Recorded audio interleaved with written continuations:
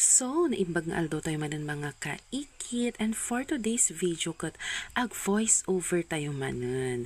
Very nabayagan mga kaikit na nipod idi ag voice over kami ngay kat amomatan bisibisihan ni Antio, diba mga kaikit.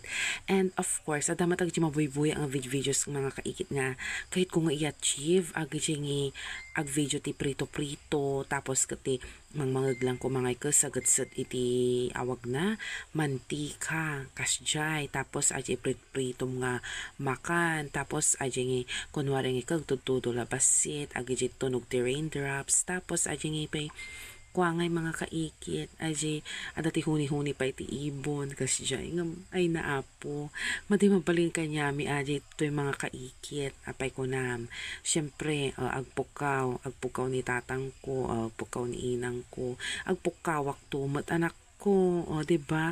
Siyempre nagpipigsamat iti boses mi ditoy. Tapos kat adagi ji karuba mi damat sarili da nga biag, agbibidyo okay da. Tapos may isang karuba mi agtataol ti as-aso, diba? Tapos dapat dumalan ji kanyami nga agbumotor. Anya ngayon anak ko, dihang kamalanganan nga maka aesthetic nga video, diba mga kaikit. Anyways, nagadat explanation ko anay suntuma lang ata. Basta kaata nga aldaw mga kaikit awan iti sinurwak nga ubing awan ti sinuturak tatta at the time ko ang agluto-luto why not ag-vlog ak ulit iti food kineso Marie, diba food vlog kasjay food luto-luto and then ata nga rod diba tinlutok ay low budget nga sisig tokwat babi nga ro tinawag ko mga kaikit no at least uray nagmantika una jikinan mo nga taba-taba pay kasta nga karne kat adamat iti tokwana kung kundit healthy living ngam anyways tatalang ato yung mga kaikit tas ajay nga rod nagkisaak latamotan iti bawang kan sibuyas bago pa gayam ajay nagluto ak pay gayam iti ko mga kaikit agiprito akong bat iti nagana ata iti tokwa tas prito pay ata karne di ba mga kaikit tinadtad mat ni inang kon tapos siyak tumati nagiluton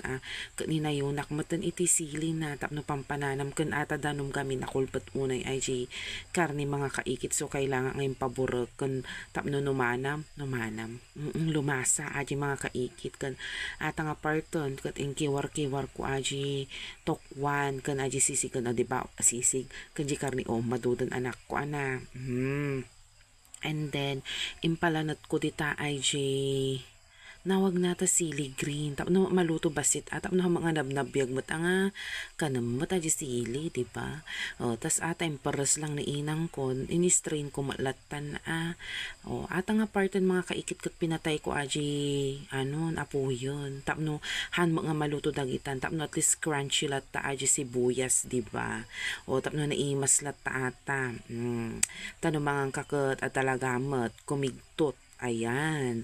Tapos yung kiwar-kiwar ko lang mga kaikit. And lastly, of course, pampabalansi ata.